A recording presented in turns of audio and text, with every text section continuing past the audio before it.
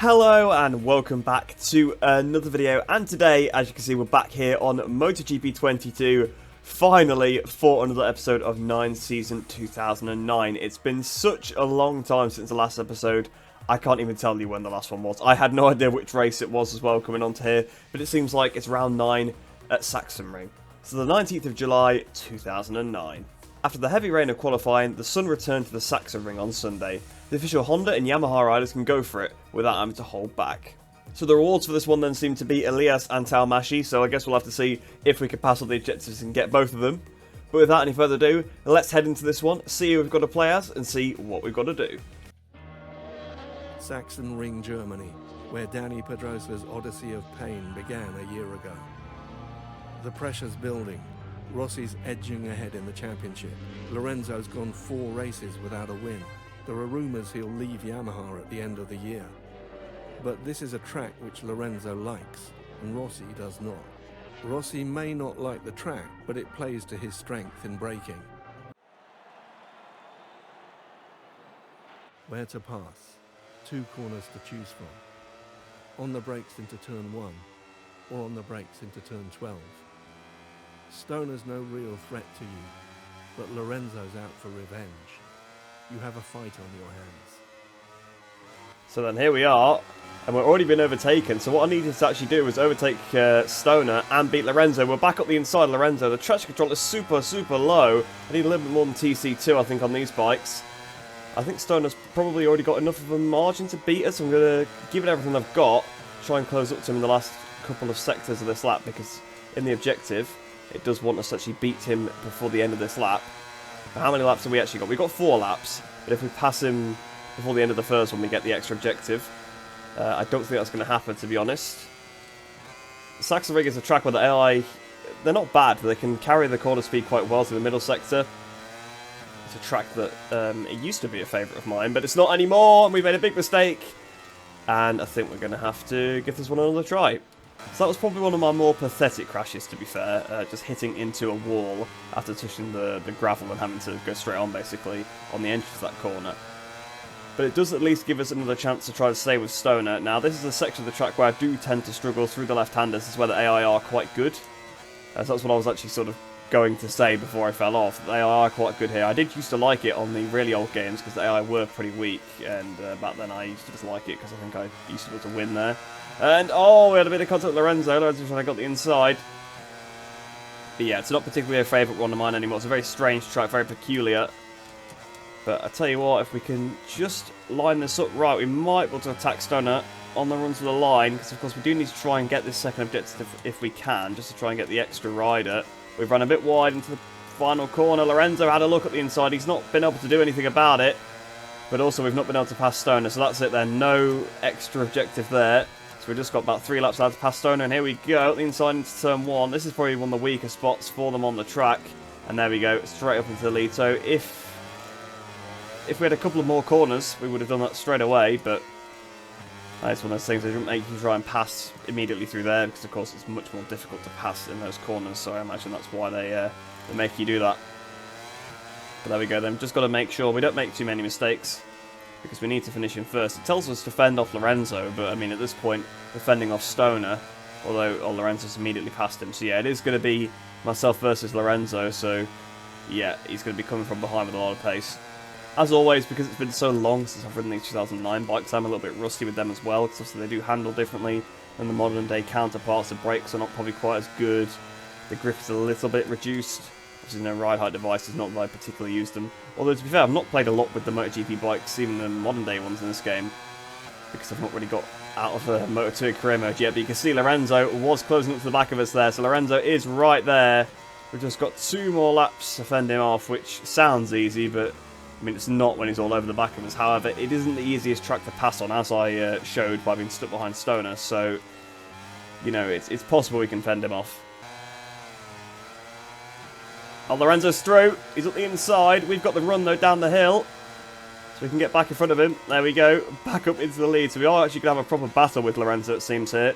I wasn't expecting him to come up the inside there. I just kind of opened up that corner to try and get the run down the straight, but because of the change of direction, that's another reason why they're quite good at this circuit. The AI obviously have the massive advantage in the change of direction. So in that sector of the track, it's difficult to get the bike turned from one side to the other.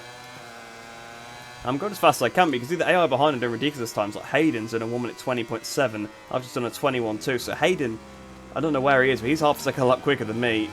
So I'm definitely holding up this pack, although I've got 0.6 there. So I'm not 100% sure on that one. I don't know how those times are being calculated. Perhaps they're being just generated behind and they're not really going that fast. So here we are then, we've managed to actually do it. We actually managed to pull a bit of a gap on that last lap, and we did a 20.4, so that's actually quicker than what Hayden did, so fair enough, maybe it was legit and I was just a little bit too slow on those opening couple of laps. Bit of a shame really that we weren't able to pass Stoner early on. I think if I did it again I probably could now because my pace clearly improved quite a bit throughout the stint. But once Lorenzo attacks me there down the waterfall, sort of got to move on and he wasn't able to get close to us once again. So I was silent for most of that because to be honest there wasn't a lot going on. So I'll head into the next part of this episode now then, and I imagine we'll probably be one of the 3 guys behind trying to attack. Maybe we'll be Pedrosa coming through, maybe it'll be Lorenzo trying to attack Rossi. Who knows, but I guess we'll find out. Like Lorenzo, the other riders have an eye on their futures. If you want to get hired, you need to get noticed. Starting from the back of the grid, Toni Elias sets out to do just that. So does Marco Melandri. Kawasaki is quitting MotoGP. He needs a new home.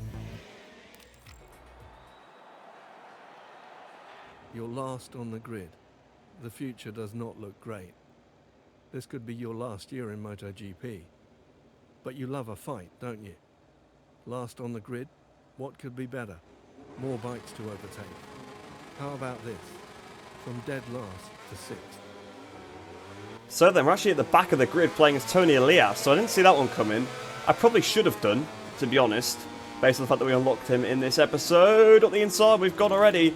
But yeah, it's nice to see some of the lower down riders you don't see too much of. And you taking the mick. We've been knocked off at the first corner, so I think we'll probably have to do that one again, because we need to be up into the top 8 by the end of lap 6. We need to be 10th place at the end of the first lap. But yeah, it's cool to see some of the lower down riders. Just a shame that obviously the AI are not too great when you're trying to be aggressive with them. Yeah, I seem to remember this was a problem with the other one at Motegi. I think we started towards the back of the grid as Pedrosa, and the AI there were just unbelievable. They used to just absolutely ram me out the way at every opportunity.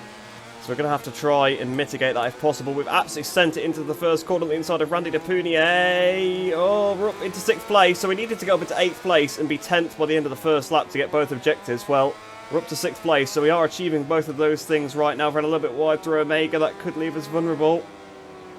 But Rossi's going to like the start of this race. He's got the 2 Ducatis behind him. I don't know where Pedrosa is, to be honest, because obviously Pedrosa's 8th, but Pedrosa was up there with us in the first part of the challenge. I know that was a good 20 laps into the race, but you wouldn't have thought he'd have to make up all this ground.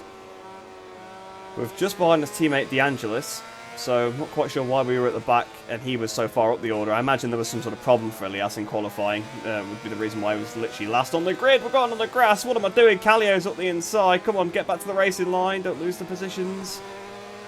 But there we go. We're back up. Well, we're not back up, but we're still in 7th place there.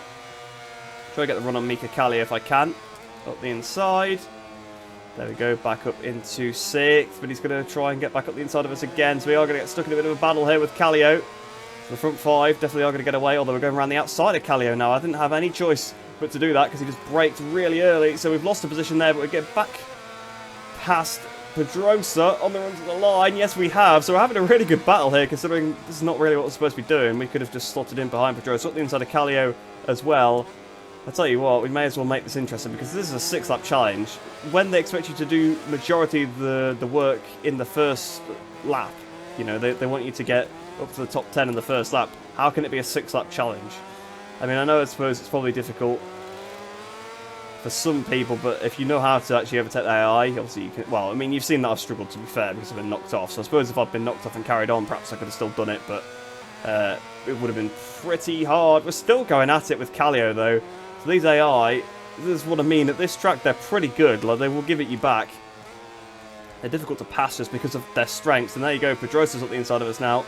We can't afford to lose any more positions than this. We've got to stay here now. I mean, I've somehow managed to make this challenge that should have been from going to from the back of the grid into just a battle. At the inside we go. Pedrosa not managed to actually pull that one down, but are we going to be able to get the inside to the second part of the corner? Not quite. So I'm still trying to get my way back past Pedrosa because, to be fair, the best form of defence is attack, really.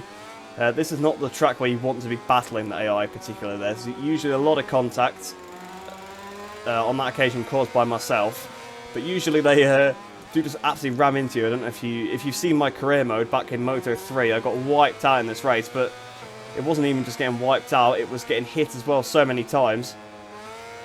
I did have a pretty good battle with Sam Lowe's, I think it was, though, in Moto 2. And here we got the inside of Pedrosa. He's just lent on me again.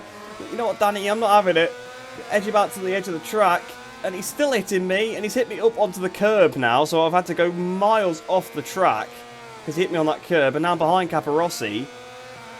And now I've got to... Oh, I've just been hit by Dovi, so now I've got to actually push on and try and catch back up to the back of Capirossi. So, battling with Pedrosa probably was not the best idea. And I've got to say, this bike is not that great either. It's, compared to the Yamaha at least that we were just on, it's not good whatsoever. We need to attack Capirossi. And like I said before, this is not the track to battle with AI, and especially when they're in a pack like this, they are frustrating to battle with, because you sort of try and set a move up on one, another one will ram you out of the way, or you try and pass one, you just career into another one, because they're so slow in the same parts of the track as each other, of course, because they're this AI. It's so frustrating, but we are over the back of Capirossi here. You can see I am a bit underneath, so it does seem like I'm picking up a bit of momentum at least. If we can get Capirossi, I want to have another go at Pedrosa, because I'm not really happy, because he put me on that curb, which sent me absolutely miles off the track. And it might have just looked like on the video that I just ran off massively myself, but he hit me, which put me on this curb that was really aggressive and bumped me up a lot, so I couldn't actually turn the bike or slow down. I didn't want to crash, obviously, so yeah, I kind of had to just pick the bike up and go off the track.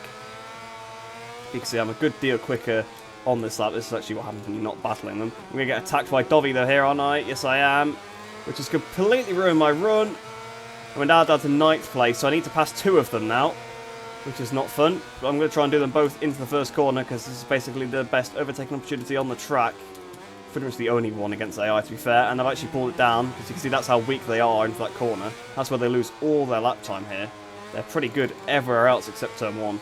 Sector 1, I guess, as a whole, they're not great through, so that's the only section you can really attack. You can try at the bottom of the waterfall as well, but it's a difficult one to pull down. But I'll tell you what, we are on this lap. We are actually motoring on a bit onto the back of Pedrosa, so you know what, I'm going to go back at him. Might be a bit of a risky thing to do. In fact, this is exactly what happened last time. But you know what, I'm going to hit him wide because he hit me wide, so I'm not feeling too bad about it. So next up then is Kallio, but I cannot see us catching him up. So there we are, through the last corner, just trying to cover off from Pedrosa because he had close up a bit. We were pretty much on the back of Kallio, but just not quite in a position to pass him. But there you go, we actually got both objectives on this one. I will be honest, I probably did make that a little bit hard for myself in the way I went about it, but you kind of have to attack them, and obviously I was trying to get up into the top 8. I did that pretty early on.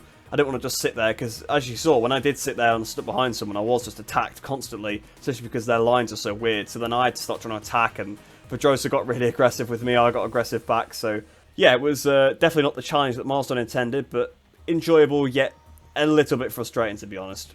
But we'll head into the final part of the episode now. I don't know who we're going to play as this time. I think by the vibe of the episode name, this is part 1, so I imagine we'll probably be either Elias again, or maybe somebody else a bit further down the order, so I guess we'll see. Yeah, so we actually are still Elias. We just now got to beat Melandri, so I suppose we were supposed to only get up into 8th place in that challenge, whereas we got up to 7th. So we are literally where we left off. Just now all the riders have changed positions.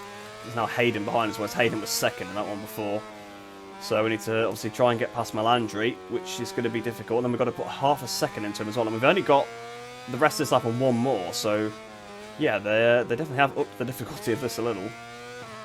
Although the bike does feel a little bit better, to be honest, with a little less tyre. I think it is turning around these left-handers a bit more.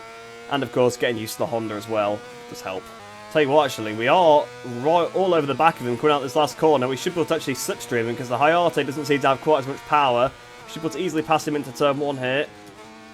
And this is where I've got to put the hammer down, because I've got to try and put 0.5 into him, which is probably doable based on the pace we're catching him on the previous lap, but you never know what they are. They might spur a bit of a last-minute attack. Well, I put the hammer down there. I actually did that last lap pretty well. This is going to be the quickest I've done all day. Yeah, 20.2. So that was quicker than what I'd done on the Yamaha. So, yeah, fair enough. I pretty much aced that lap. That's about the best kind of lap I'm ever going to get at Sachsenring. So that one was over pretty quickly, obviously a bit like the first one. But obviously the middle part was quite long. But there is actually still one more part to this episode. So we'll get into that one now and see what we've got to do. Marco Melandri, 3 times winner of the German Grand Prix. It's been a while since the last one, in 2002, on an Aprilia 250. But this is a good track for you. Time to summon that old Sachsenring spirit. From 13th to 7th in 7 laps. Come on, you can do it. So we've just got a reskin of the other challenge again now. So we're playing as Melandri this time. We have to do the exact same thing we just had to do with Elias. So I get all of that frustration all over again. Although at least this time we got to go around the outside of the first corner, so I didn't get knocked off.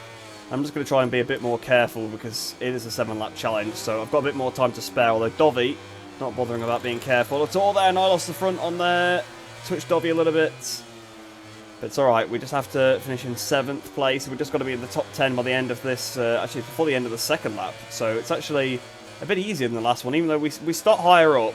Maybe the bike is a little bit worse, to be fair, but considering it's almost the same as the previous challenge, it's a little bit weird to make it easier, to be honest. We've got Hayden barging his way through. So we can't afford to lose any more positions now, but it's what I mean, the AI is right underneath you. And to be fair, once you got into it a little bit, Colin Edwards trying to got the inside. We're going to go on the green a little bit there. Got out Edwards through. We got back through as he had a bit of a wheelie there to roll out the throttle. That's what I mean, in the opening laps, it's just so frustrating because they just attack you constantly. And you just need to, you just need a bit of clean air, really. And it just makes you going wide and stuff, do things like that. But we got the cutback on Edwards here. So that's actually pretty good. So if we can get close to Hayden, we might want to repass Hayden down towards turn 1. I mean, again, I don't want to get into a battle with them too much, but it's kind of what you got to do. At the inside of Hayden, not the inside of Vizioso. We're going to easily pull it down as well, which is the best part. Get on the power.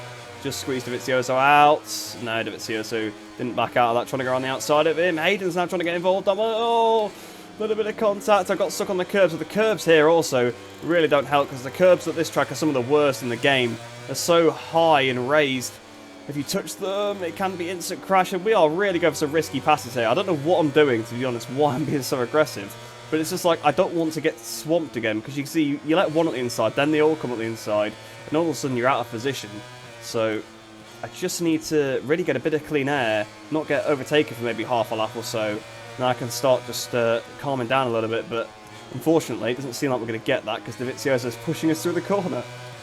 We had half a lap without being attacked there. We are now closing up to this lead group, which is it's both good and bad, because it's good because I'm pulling away from the guys behind, it means Dovizioso won't be attacking me at every corner.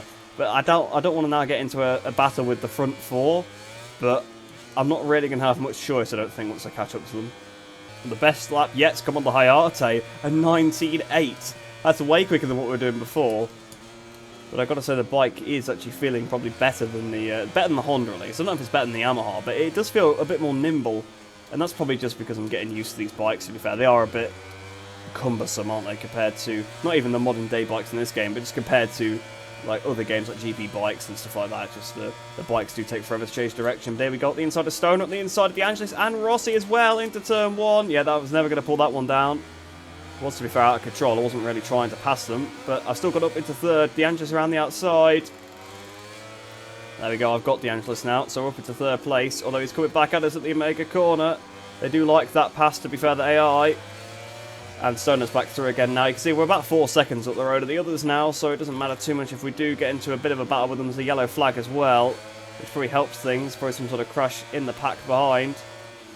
Stoner's just hit us wide a little bit there, though. I mean, in terms of lap time, I'm not that far off of what I've been doing before. I'm only 3 tenths off, so this battling's not costing us too much, fortunately.